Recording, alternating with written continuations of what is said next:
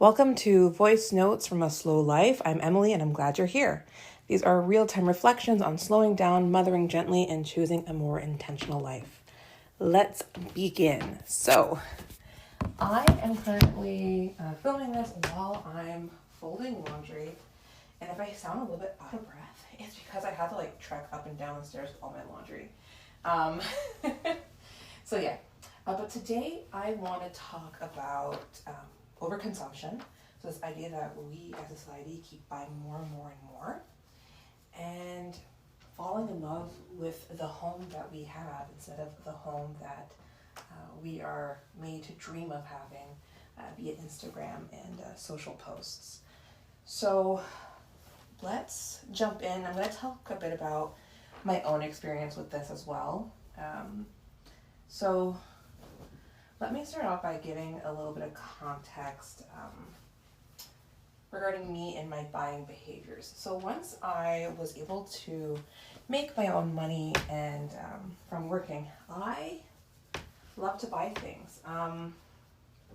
And it's not always the most expensive things. It's honestly, I think, not the most expensive things, but the thrill of buying was something that I was addicted to, even if it was like a $20 here, $20 there. And I think this is something that is very common for a lot of us, right? This idea of purchasing and receiving it and unpacking it, not always the ownership of it, but just the act of purchasing. And in a world where honestly everything feels so expensive, the idea of being able to buy a bunch of stuff, maybe even inexpensive stuff, at Temu, for example, that can be super attractive. And so I was a buyer who just bought stuff, and sometimes it would just kind of sit in the corner after I unpacked it. And I was also an avid Instagram follower where I was following all the most beautiful decorated houses, and a Pinterest lover. And so we bought our first ever house in summer of 2021, so right after COVID. And it was in our price range. We liked it very much. The only issue is it's an older house. It's very dated, and it had honeywood cabinets and brown walls in the bathroom, and it was an older looking house. And I remember before moving in, actively thinking about all the things that I would have to do to make it livable. Now, it was already livable. It was just not Pinterest worthy. And I remember tossing and turning at night, thinking I'm gonna have to sand and paint all these cabinets white because this orange is horrible. And if I buy this, this, and this, then it'll look okay. And it was just a lot of thinking like that. And even when I moved in, I still had that thought process. And I did do some renovations, like that brown bathroom was very dark brown bathroom. That had to get changed. But we didn't have the finances to do most of the things on my dream list, which I'm very happy about. Note to self, live in your house for a little bit before you decide to do any big renovations, because you might realize that some things you thought were going to be issues are not issues, or actually are your favorite parts of your home. For instance, in our living room, we have a pass-through window where you can see into the kitchen. And I was like, oh, rip that out and make it one big room, you know what I mean? Just rip that wall out. But in all honesty, that is a feature that we actually love, because we do peekaboos with my daughter, and even when my daughter's gonna be older, I think we just like it. We like how it's curved, it has character. So anyway, and my view of purchasing things and my view of my own home changed as I'm on my slow living journey. And I think that's very common for many of us who are on this journey, because when you embrace a slow life, you are actively trying to see where society is telling you to do and be and buy a certain way. And you are, Xing out of those trends. You are deciding that you're not going to follow what society tells you. And a lot of it is capitalism telling you to buy, and nothing's ever good enough. And you realize oftentimes that you have way too much than you already need, and that your life would be much more simpler with less stuff. And so when I embraced my slow lifestyle, that's one thing that I did was I decluttered quite a lot of things, and I established what were my important things that I wanted to keep. And my house became calmer, became cleaner just by virtue of not having as much, which means that I had less to worry about as well because I didn't have as much upkeep to do, right? And now I really love my orange cabinets in my kitchen. My orange oak cabinets give it character. It's different. I like the idea of it just being different, and I like the idea of leaning into what's already existing and kind of owning it. And this thought process, it was helped by a couple of books as well. So one book that I listened to that helped me with this is Love the Home You Have. I'll put it in the show notes with the book information. Now there's parts of this book that I didn't agree with, part of the books that did resonate with me, but a lot of it was, there's a lot of things you can do with what you already have, and to love it and to cherish it and to make it your own.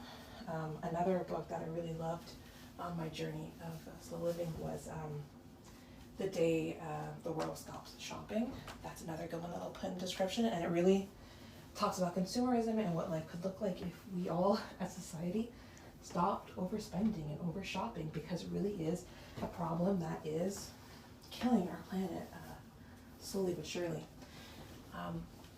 And so as a mother now, I try and think of this as a bigger issue than just what I keep in my home and what decor I have, but also like the toys and the space that I have for my daughter, so that she doesn't feel overwhelmed and overstimulated, and recognizing that children don't need much to play, to have joy, and that oftentimes having an excess of things, of toys, actually creates a boundary between me or you and your child.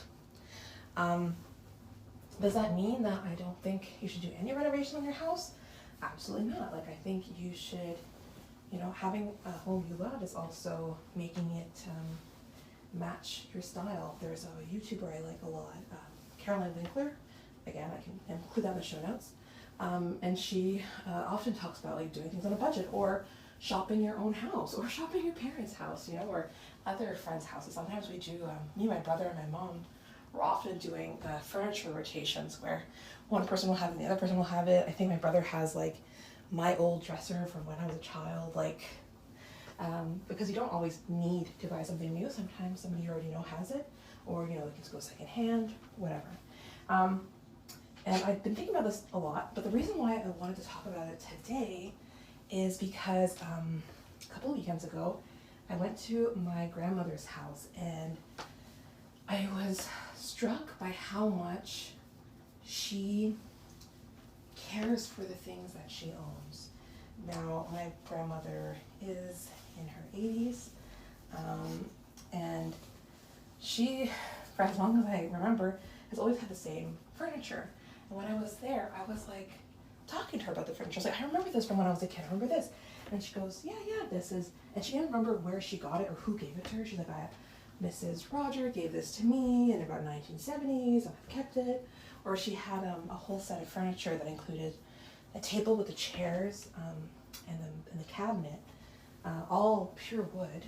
And she was sharing that, she's had it for decades and decades, and that it's been well used and well loved, and it has been reupholstered multiple times,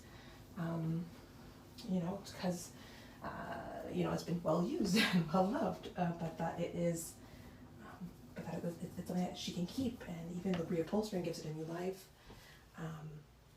and it's still in great condition, because the things that were made back in the day are usually made in very good condition, as opposed to some of the furniture and decor that we have nowadays that is kind of made to be bought and then thrown away, sad to say. So it was very nice. I went shopping in her house as well, and I was able to come back with a beautiful light fixture that she was not using. That isn't to say that she doesn't have things in her home that are new. She does.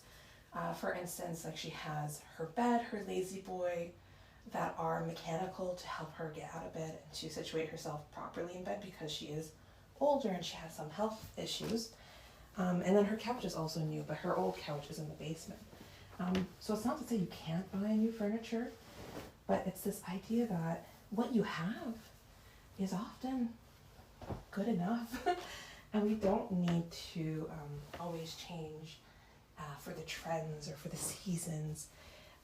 This also makes me think of this new thing that I've been seeing online, and I only just recently heard about this, so I won't be the best to explain it, but it's called a Ralph Lauren Christmas. Ralph Lauren? Some people say Ralph Lauren, but there's people on YouTube being like, no, it's, or Instagram, no, it's Ralph Lauren, not Ralph Lauren, whatever. It's a very expensive brand of, I think they have clothes and they have furnishings, I suppose. Anyway, and so it's how there's like this new trend of how to make your home look like basically a Ralph Lauren store where there's a lot of plants, there's different kind of decor, there's no signage. It's like very specific to the brand. And so you have these individuals who are, yes, influencers, but there's also non-influencers who are feeling pressured to go and get rid of all their existing Christmas decor and buy completely new decor. And it's like in and out with all of this new decor. And every season is a new style. And I remember, and I still have this now, like when you get your own home and you move out on your own, like I did, you do end up having to buy your first set of decorations for your Christmas tree. Like you buy your Christmas tree, you buy maybe your first set of baubles, and then you probably bring your keepsake ornaments with you if you do celebrate Christmas. But what we had before was that we all had the same stockings that would go year after year. We'd have the same ornaments, right? And then we'd have certain people in the family who would put up certain ornaments, the same angel or star or what have you. And it was something that, year after year, it was like tradition. It was something that you built up over time. Over time you got new ornaments from family and friends that had different meanings. Or maybe like in my basement right now, my grandmother, because she's getting older and she can't decorate for Christmas as much, I have the whole Santa's Village and I have the train set and I have all that so that I can set it up eventually. So just keeping it in the family. But that isn't the case anymore a lot of times.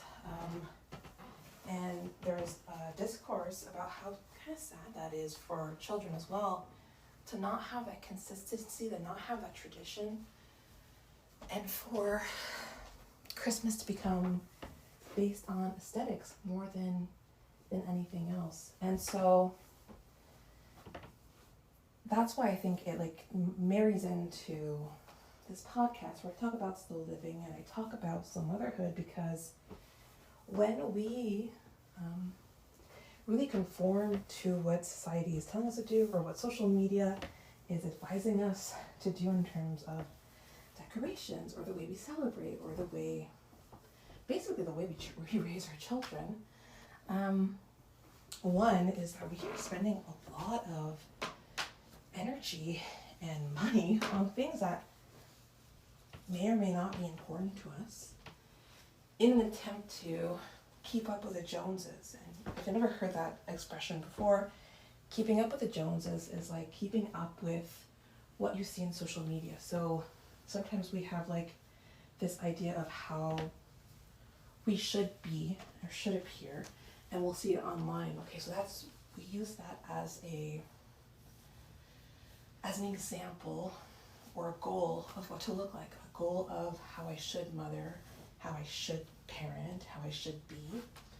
And so we use that as a goalpost to judge ourselves, and oftentimes the goalpost to basically whack ourselves with when we don't meet the expectations that are usually unrealistic. And it's interesting too, because it's what you see online is usually not true. It's not a fair reality of life. So what you see online is not always based in reality. And I think that's a tough pill to swallow, and I don't think all of us truly recognize that, because we compare ourselves to these people knowing that, oh, we're only seeing a snippet of their life, and yet we're still judging ourselves based on the snippet that we see. And for me, this is very apparent in the slow living and slow motherhood space now. Oh God, if I say this, I might, whatever, fuck it. People can be mad with me if they wish to be mad with me. Sometimes the YouTube channels and the Instagram and all that we see from even slow living and slow motherhood creators, I question how they do it. Because I, as you know, I live a slow living lifestyle, which means that I prioritize presence and I try not to overwork myself and I try to really be in the moment. And because of that, I have a hard time with content creation. And so I've spoken to content creators and coaches, and they're like, you have to post more of your day-to-day life. Let people see what slow living and slow motherhood looks like for you in a day-to-day. And, take them with you, and, vlogs and all that jazz. And I have not figured out how to do that in a way where I can remain in the moment, because the minute I've attempted to do something, even, I don't do it with my daughter because with her, I didn't really want to be right in the moment. And even when I have tried to take photos, maybe of my daughter of just her back, I don't want to show her face, to just use as, background in a Instagram post, it just takes me out of the moment. But I've tried to do it on walks with friends, and take some content, and you might see that if you ever go on my Instagram, where there's videos of maybe me walking or me doing stuff, trying to get B-roll, and it feels so fucking awkward.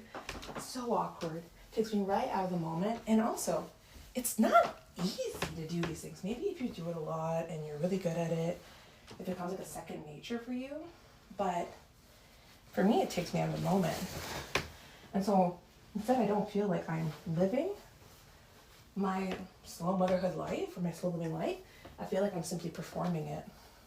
And maybe I'll find a way eventually to do it where it doesn't feel performative and it does feel natural and blasé and easy, but I don't see how exactly. And that's why I decided to do more podcasts, because I can have you with me as I have thoughts on all that while I'm just folding my laundry as I'm doing right now. But when I am working or resting or being with friends and family and my daughter, I just can't post. It doesn't feel right to me. Not to say that it's not right for other people. I can't speak for others.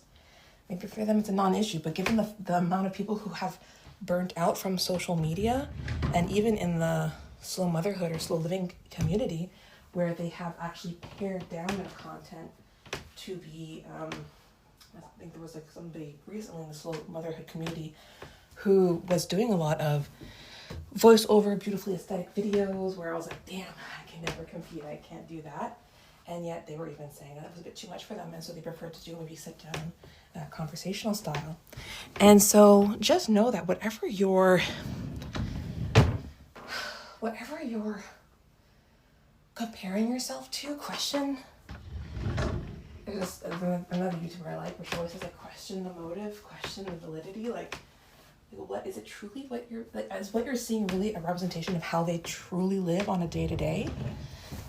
Probably not. I mean, it's very easy for me to fake a certain lifestyle if I want you to believe it.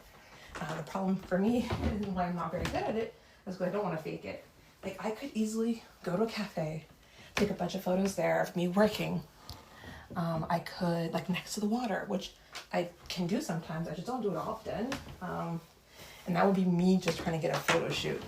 Or every time I go for a walk in the woods, maybe I'm getting a bunch of content and I don't know. But that just feels, it doesn't feel right to me. It doesn't click, it doesn't resonate. And so I don't do it. I do it very minimally. And even then I feel gross the whole time. And I'm not saying that these people can't do it, but I question how much of a life they're truly being present for if they are continuously worrying about getting content for their social media. The point of that being that the more you embrace a slower lifestyle and you stop keeping up with the Joneses and you realize that you have your own life to lead and it doesn't have to look like anybody else's, and the person that you're most likely idolizing, their life isn't a true reflection of their life off camera, the more freedom you have, I think, to live the life that you are meant to live for you and your children. Because it is more important what happens when the camera is off, when no one can see you, than when they can. Because it's very easy to play it up for camera, play it up for a 15-minute vlog, or even a Facebook post. But that isn't what matters at the end of the day. What matters is the connection that you have with your partner, your children, your friends, your family, yourself. So are you living a life that is aligned with that? And when you do that, and you live a life that is aligned with what is truly important to you, you let go of the need to show up in a certain way, or show up at all. You don't need to show up at all, by the way. You don't need to post anything online. No one needs to know the background of your life if you don't want them to. And if your house is dated and has orange cabinets and you have mixed match furniture and it's not aesthetic and your photo on Pinterest, if your house would go to Pinterest, no one would save it to their board, that's totally okay. I've always said that a good house is a lived-in house, a house where your kids aren't afraid to play and to get messy sometimes. And I don't know. These are just like thoughts I'm having as I pulled my mix match socks. No, I'm not that bad. Well, not that bad. Some people like mix match socks. I don't know why. It doesn't really matter, does it? But anyway, my socks match. But they're mostly black, so it's very easy to match them together. Anyway, if you're listening to this and you have any thoughts or comments about this, put them in the comments below, because I would love to hear what you think. And do you feel that you have to perform a certain way for society? Or for the people who come visit your home. So this is one rule that I have in my home, is I do not allow people in my home who I would feel embarrassed if they saw the way I live. Because I don't live any way that's particularly embarrassing. I live a quite normal life with a couple of dirty dishes and toys on the floor and laundry that is spilling out of a laundry basket. But not everybody gets access to my life. Not everybody deserves to have access to my life. Not everybody deserves to have access to seeing my child. That is not just a right that you are granted by virtue of being. You have to be invited into my life. And if you are, then you are someone who most likely will not make comments or make me feel bad about the way that I'm living it. And if you do, then you're probably not someone I'm going to see very often, or you're somebody I would consider an acquaintance that I see very rarely and who is not invited for supper or for talks.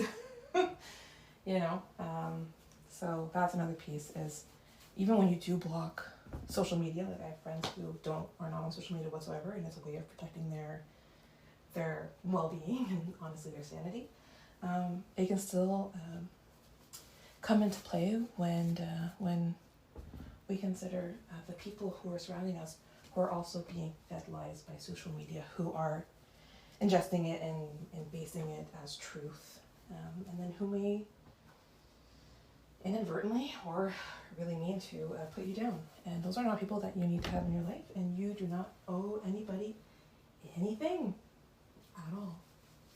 That's like the biggest thing I think I've learned on this journey. And I think this journey is also where I've protected my peace, and I've protected my daughter, because that is my role as her mother, to protect her from the world, basically, but like let her live the world, but also not have her be exposed to things that I know are not good for her. And so part of that is really being mindful of who I have in my circle.